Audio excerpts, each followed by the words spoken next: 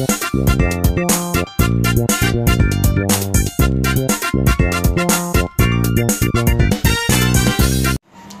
warahmatullahi wabarakatuh. Sebelumnya perkenalkan, nama saya Ara Pramudia Putra dengan nomor NIM 230301005. Di sini saya akan mempresentasikan dua artikel saya yang telah saya resensi, dan langsung saja untuk jurnal yang pertama berjudul Indonesian Historiography From Nationalist Descentangling to Global Reconnection yang ditulis oleh Anthony Reid dengan nama jurnal ICAT, The Indonesian Journal of South Asian Studies, volume 7 nomor 2 dengan tahun terbit 2023 yang diterbitkan oleh Universitas Gadjah Mada. Untuk bagian abstrak artikel ini merefleksikan perkembangan historiografi Indonesia dari pasca kolonial yang nasionalistik menuju pendekatan yang lebih transnasional. Reid mengulas narasi sejarah yang mendominasi selama Orde Lama dan Orde Baru, kemudian mengusulkan integrasi pendekatan global dalam menulis sejarah Indonesia. Artikel ini bersifat reflektif dan konseptual, tidak menggunakan metode kuantitatif atau eksperimen, melainkan mengandalkan telaah pustaka dan interpretasi historiografis. Jadi kesimpulan yang ditarik adalah perlunya pembaruan metode penulisan sejarah Indonesia agar lebih kontekstual dan tidak terjebak dalam narasi tunggal nasionalisme. Dan untuk bagian pendahuluan artikel ini, penulis menyoroti kecenderungan historiografi Indonesia yang dibentuk oleh semangat nasionalisme pasca kolonial, terutama pada masa awal kemerdekaan. Narasi sejarah yang berkembang sangat tokosentris dan berfokus pada elit nasional, serta mengabaikan keterhubungan global serta dinamika sosial akar rumput. Reid mengajukan argumen bahwa historiografi Indonesia telah terjebak dalam isolasi metodologis dan perlu direformasi dengan pendekatan global historis. Kemudian pada bagian metodologi penelitian artikel ini bersifat esai konseptual yang berbasis telaah literatur dan refleksi akademik.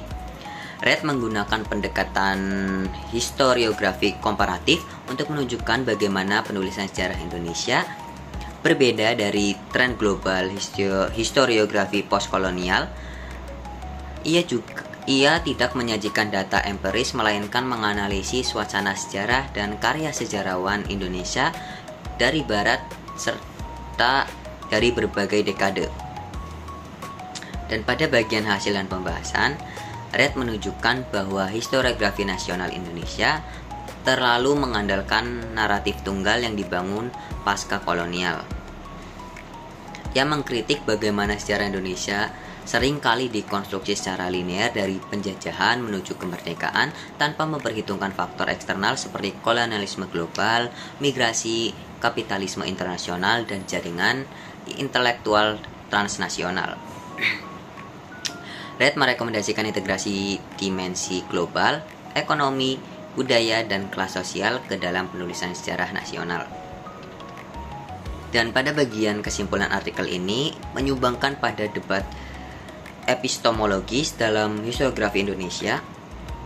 Reid berhasil menunjukkan perlunya pembaruan dalam penulisan sejarah nasional agar lebih inklusif terhadap dinamika global dan keragaman pengalaman rakyat Indonesia. Artikel ini tidak menawarkan data baru, tetapi menyediakan kerangka konseptual yang penting bagi sejarawan muda dan kurikulum pendidikan sejarah. Dan untuk bagian rekomendasi, menurut saya artikel ini memang layak diterbitkan dan direkomendasikan untuk dibaca oleh akademisi sejarah seperti guru, dosen, maupun penyusun kurikulum. Alasannya karena artikel ini memberi kontribusi penting dalam mengkritisi dan memperbarui pendekatan historiografi Indonesia, meskipun tidak berbasis riset lapangan, tetapi kekuatan analisis dan konteks global yang ditawarkan sangat relevan dan dengan tantangan kontemporer dalam pendidikan sejarah Indonesia. Kemudian untuk judul jurnal yang kedua yaitu Indonesia Nationalists and the Pre-War Youth Movement, a Recombination, yang ditulis oleh Leo Suryadinata dengan nama Journal of South Asian Studies volume 9 nomor 1 dengan tahun terbit 1978 yang diterbitkan oleh University Cambridge. Untuk bagian abstrak artikel ini mengkaji kembali narasi dominan mengenai gerakan pemuda Indonesia sebelum Perang Dunia Kedua, khususnya pasca Kongres Pemuda 1928. Penulis menyoroti bahwa klaim tentang kesatuan gerakan pemuda dan penerimaan simbol-simbol nasional secara seragam pada tahun tersebut tidak sepenuhnya akurat. Melalui analisis dokumen sejarah dan literatur terkait, artikel ini mengungkapkan adanya perbedaan ideologis dan keterlambatan dalam adopsi simbol-simbol nasional oleh berbagai kelompok pemuda. Kesimpulan utamanya menunjukkan bahwa kesatuan nasionalisme pemuda lebih merupakan konstruksi retrospektif daripada realitas historis saat itu. Dan pada bagian pendahuluan artikel ini, penulis memulai dengan mengkritisi pandangan historiografi yang menyederhanakan gerakan pemuda sebagai entitas yang bersatu pasca 1928. Ia menyoroti kurangnya pembahasan tentang perbedaan antara gerakan pemuda sekuler dan Islam, serta asumsi bahwa simbol-simbol nasional diterima secara bulat pada Kongres Pemuda Kedua. Artikel ini bertujuan untuk merevisi pemahaman tersebut dengan menelaah bukti-bukti sejarah yang menunjukkan kompleksitas dan fragmentasi dalam gerakan pemuda pra-kemerdekaan. Dan untuk pada bagian metodologi artikel ini, penelitian ini menggunakan pendekatan kualitatif dengan analisis dokumen sejarah sebagai metode utamanya, dan penulis menelaah berbagai sumber primer termasuk arsip, pidato, dan publikasi organisasi pemuda pada era 1920-an hingga 1930-an. Selain itu, artikel ini juga mengkaji literatur sekunder untuk memahami konstruksi historiografi yang ada. Pendekatan ini memungkinkan penulis untuk mengidentifikasi perbedaan ideologis dan temporal dalam adopsi simbol-simbol nasional oleh berbagai kelompok pemuda. Dan untuk bagian hasil dan pembahasan, hasil analisis menunjukkan bahwa klaim tentang kesatuan gerakan pemuda pasca 1928 tidak sepenuhnya didukung oleh bukti sejarah. Penulis menemukan bahwa perbedaan ideologis terdapat perbedaan signifikan antara organisasi pemuda sekuler dan Islam yang mempengaruhi pandangan mereka terhadap nasionalisme dan simbol-simbol nasional.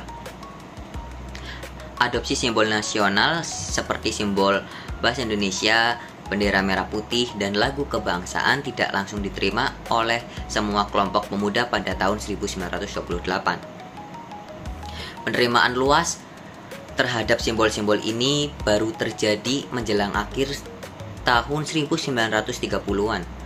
Konstruksi historiografi menjelaskan bahwa narasi tentang kesatuan gerakan pemuda seringkali merupakan konstruksi historiografi pasca kemerdekaan yang bertujuan untuk membangun identitas nasional yang kohesif. Dan untuk bagian kesimpulan artikel ini, menurut saya artikel ini berhasil mengungkapkan kompleksitas dan fragmentasi dalam gerakan pemuda Indonesia pra-kemerdekaan, serta menentang narasi historiografi yang menyederhanakan realitas sejarah. Penulis menekankan bahwa pemahaman yang lebih akurat tentang sejarah gerakan pemuda memerlukan pengakuan terhadap perbedaan ideologis dan temporal dalam proses pembentukan nasionalisme Indonesia.